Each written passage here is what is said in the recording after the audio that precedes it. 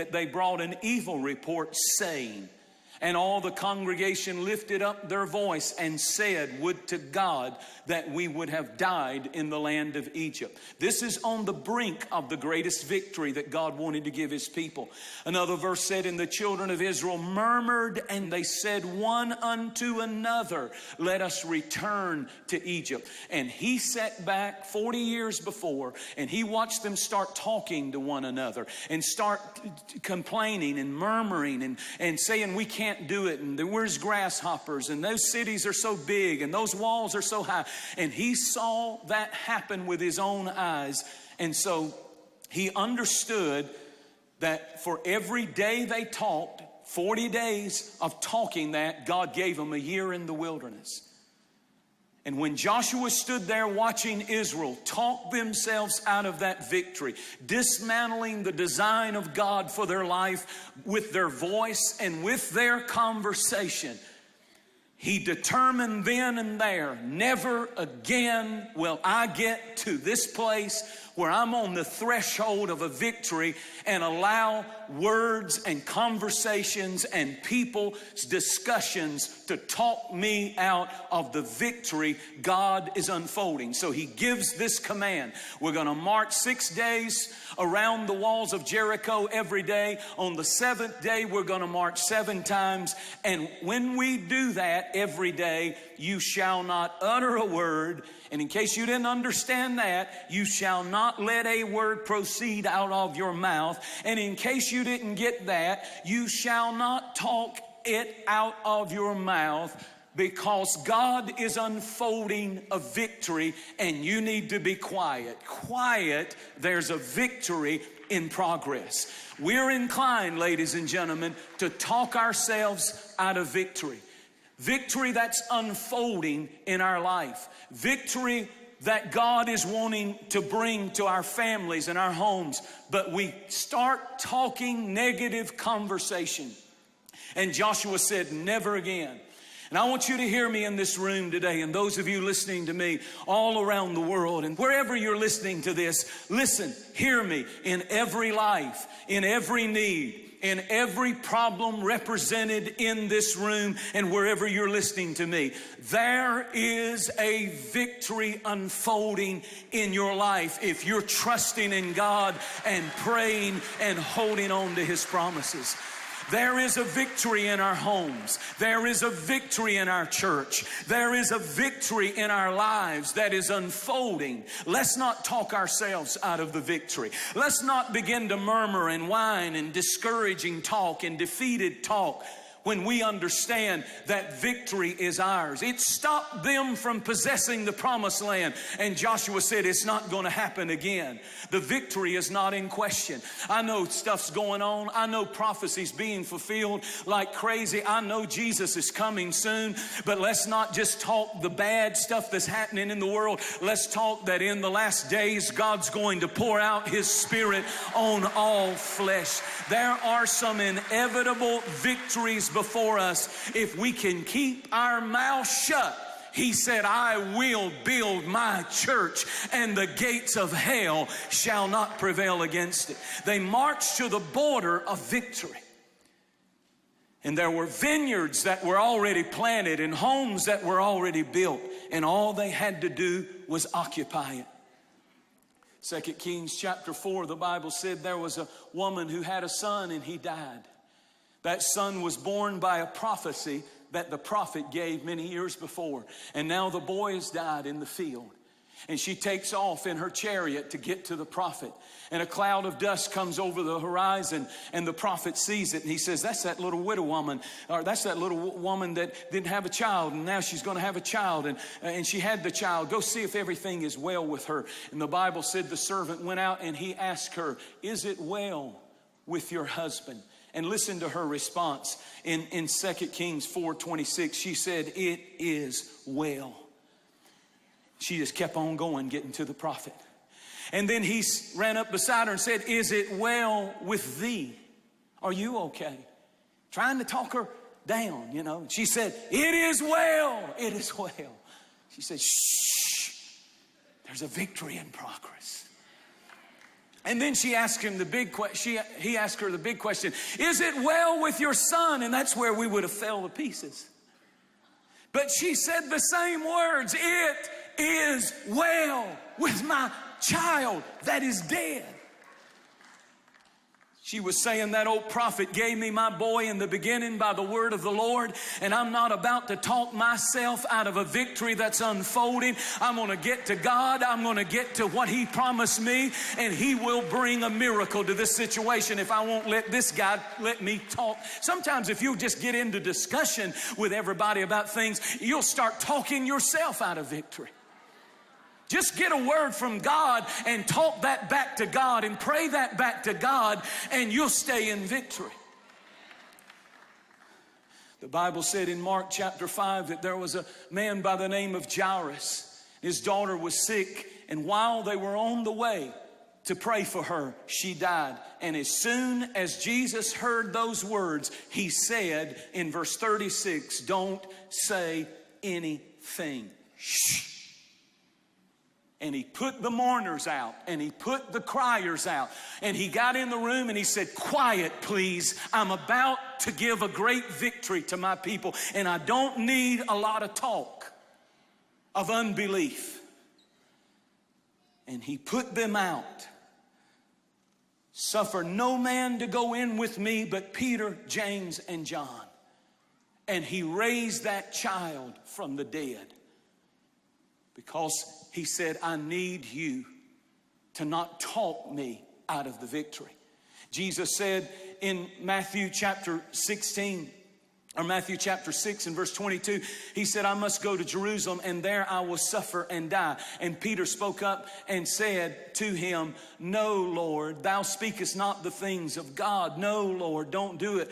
And he said, get thee behind me, Satan. In other words, he was saying, you are saying what you shouldn't be saying, and you're not going to stop the victory that I'm about to release to the world. I'm going to defeat sin and sickness and Satan, and you're trying to talk me out. Peter tried to talk him out of it. No, Lord, you won't go and you won't die. I won't let it happen. He said, get behind me. Called him Satan.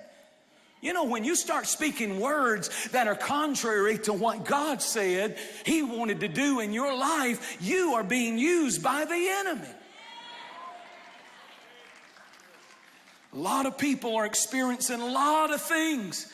And the Lord sent me to tell you, don't talk yourself out of the victory that's unfolding in your life.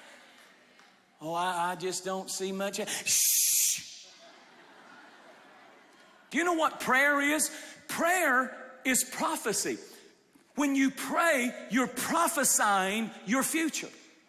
If you pray right, it's not that you can't talk to God about your problems. You can go to him and say, God, I'm lonely. I'm really, really lonely. But Lord, I thank you that you've got a man of God for me somewhere, or a woman of God for me somewhere. And I thank you. See, you're prophesying. Prayer is prophesying to your future. God, I've really got this need. It's overwhelming. This bill is coming due. But I want to thank you that you supply all my needs. You always made a way for me. And Lord, I praise you. What are you doing? Prayer is prophesying to your future. So I read a book some time ago by a friend of mine. I know this guy, pastors in Washington, D.C. His name is Mark Batterson. And he wrote a book called The Circle Maker. And I want to tie this all together in conclusion. And he begins his book by talking about the legend of the Circle Maker, which is it's taught by rabbis to this day in Jewish synagogues. Josephus documented that this occurrence actually happened, by the way. Listen to this, and I just thought I'm going to do something different, but I thought I would read it to you because I'm going to sum it all up. We're going to do something in a moment. This is a class participation sermon. And in just a moment, we're going to end by drawing some circles around some needs in people's lives. And you're going to understand what I'm talking about in just a moment. Listen to this, the legend of the Circle Maker. Young children danced in the downpour like it was the first rainfall they had ever seen, and it was. Parents threw back their heads and opened their mouths and caught raindrops like they were diamonds falling from the sky. It could be forever remembered as the day thunderclaps applauded the Almighty. The day puddle jumping became an act of praise. The day the legend of the circle maker was born. It was the 1st century BC, and devastating drought threatened to destroy an entire generation. The generation before Jesus. The last of the Jewish prophets had died off nearly 4 centuries before. Miracles were such a distant memory that they seemed like a false memory. And God was nowhere to be heard, but there was one man, an eccentric sage, who lived outside the walls of Jerusalem, who dared to pray anyway. His name was Honi, and even if people could no longer hear God, he believed that God could still hear them. When rain is plentiful, it's an afterthought. During a drought, it's the only thought. And Honi was their only hope. Famous for his ability to pray for rain, it was on this day, the day, that Honi would earn his moniker. With a 6-foot staff in his hand, Honi began to turn like a math compass.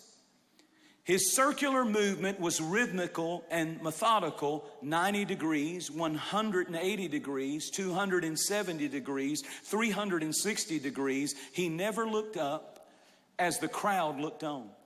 After what seemed to be like hours, but it was only seconds, Honi stood inside of the circle that he had drawn. Then he dropped to his knees and raised his hands to heaven, and with an authority like the prophet Elijah, who called down fire from heaven, Honi called down rain. Lord, I'm quoting now, Lord of the universe, I swear before you, before your great name, that I will not move from this circle until we have shown mercy, until you have shown mercy upon your children. The word sent a shudder down the spines of all who were within earshot that day. It wasn't just the volume of his voice, it was the authority of his tone. Like water from an artesian well, the words flowed from the depth of his soul. His prayer was resolute yet humble, confident yet meek, expectant yet unassuming. Then it happened. As his prayer ascended to the heavens, raindrops descended to the earth. An audible gasp went across the thousands of congregants who encircled Honi. Every head turned heavenward as the first raindrops parachuted from the sky, but Honi's head remained bowed. The people rejoiced over every drop, but Honi wasn't satisfied with a sprinkle. Still kneeling in the circle, Honi lifted his voice over the sounds of celebration and said, "Not for such a rain have I prayed, but for rain that will fill the cisterns and the valleys and the caverns." The sprinkle turned into such a torrential downpour that eyewitnesses said no raindrops smaller than an egg in size fell. It rained so heavy and so steadily that people fled the Temple Mount to escape a flash flood. Honi stayed and prayed inside his protracted circle. Once more he refined his bold request. "Not for such a rain have I prayed, but for the rain of your favor and blessing and graciousness." Then, like a well-proportioned sun shower on a hot and humid August afternoon, it began to rain calmly, peacefully. Every raindrop was a tangible token of God's grace. And they did not just soak in the skin, they soaked into the spirit with faith. It had been difficult to believe the day before the day. The day after the day, it was impossible not to believe. The prayer that saved a generation was deemed one of the most significant prayers in the history of Israel. The circle he drew in the sand became a sacred symbol, and the legend of Honi, the circle maker, stands forever as a testimony to the power of a single prayer to change the course of history. Why did I read that? Here's why. Because in my prayer place this week, the Lord said to me, "Tell the people that that's exactly what Joshua did." So what I want you to do is I want you to think, what do you want me to do? If Jesus himself walked up to you this morning and looked you face to face and said, "What do you want me to do for you? What is your heart? Come on. You don't have to play games with Jesus. You can't tell other people, but you can tell Jesus. What do you want me to do? Is it a person? Maybe it's a son. Maybe it's a daughter. Maybe it's a healing. Maybe it's a financial need. Maybe it's your business. Maybe it's a grandchild. Maybe you've got cancer. Maybe you're facing some. Maybe you're single and you're lonely, and you want God to give you the person that He's promised you. I want you to write down the number one thing you want Jesus to do for you. Write it down right now. Just take a moment. You can cover it up if you want to. If you got peepers, Write it down. Maybe it's an addiction. Maybe you'd love to never pick up a bottle again. Or maybe it's a pill or drugs, or I don't know. But just write it down. Maybe it's a son. Maybe it's name the child, name the person, name the issue. What do you want me to do for you? Now, have you written it down? If you have, say yes. Now take that pen and draw a circle around that need that you've just singled out. Draw a circle around it. And I don't want you to leave that piece of paper here. I want you to put it in your Bible, or put it in your wallet, or put it in your purse, or put it on your refrigerator, or put it on your mirror, even greater. I want you to put it in your car somewhere where you'll see it, or wherever you will notice it. And for the next 7 days, I want you to march around it in prayer and in praise, and refuse, this is the most important part, refuse to speak or say anything about that situation but prayer and praise. Prayer and praise. How many of you believe God can honor this? Well, I don't know about that stuff. Well, you know what? I know you don't know about that stuff, but I've been around for a while. And you know how we built this church? Stuff like this. And it sounds weird to you, and it sounds crazy to you, but maybe God likes bold prayers. Maybe God likes for people to ask the sun to stand still and an axe head to swim and the Red Sea to part. Maybe God likes bold prayers. And so, have you got it? Hold it up in the air if you've got it. How many of you got a prayer circle around it right now? And you're going to, for the next 7 days, I'm going to walk around that thing in prayer. Those walls of resistance are going to come down. Hold it up, hold it up. And before we even get into the prayer and the praise, He said, when I tell you, shout. And I am your Joshua this morning. And I don't want you to wait until the wall falls.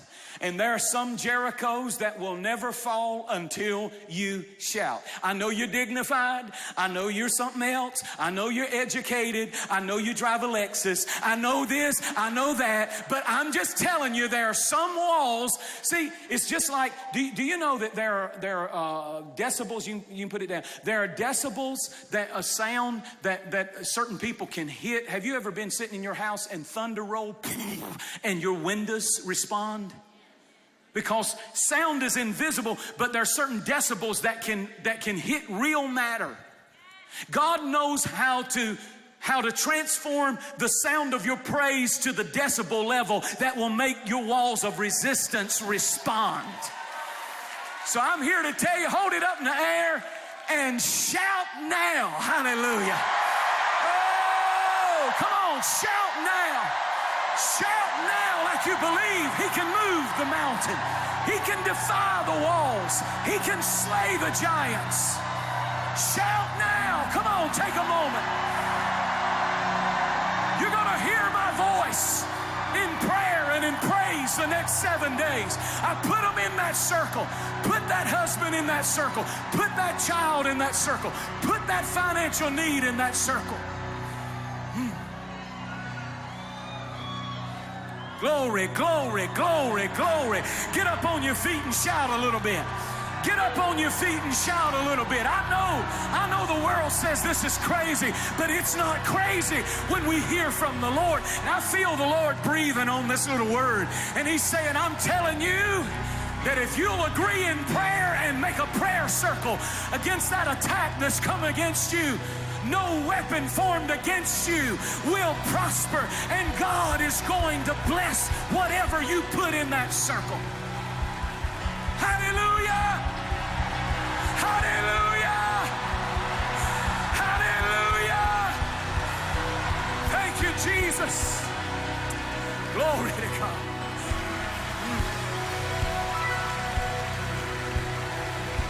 What counselors couldn't do, what money couldn't do, what lawyers couldn't do, what doctors couldn't do, you put it in a prayer circle and begin to prophesy through prayer that my God can do anything.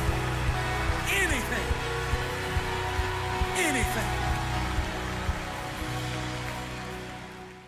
Life has a way of weighing us down. We want to live lives full of hope and joy, but the problems we face often lead only to hopelessness. But we can overcome. God offers a promise instead of a problem. All we have to do is pray in faith and watch as He opens our eyes to His supernatural promises, because everything changes when we get God's perspective. In his new message, 5 Powerful Prayers to Pray, Jentezen Franklin reveals that God has given us a formula for prayer that can touch the heart of God. Don't just pray a day, don't just pray a week, don't just pray a month, but pray until something happens. Request Jentezen Franklin's new product, the 5 Powerful Prayers to Pray Action Plan, including this powerful message and a 5-week focused prayer journal. It's time to release your faith and start praying these powerful prayers. As you do, you will see your life change and the power of God revealed in your life. Request the 5 Powerful Prayers to Pray Action Plan today. Over 6 years ago, God led me to come and begin a church here in Orange County, Free Chapel, Orange County. And we've seen that church explode, and now thousands of people call Free Chapel home. I'm standing in the Bren Center at the University of California in Irvine, right here in Orange County.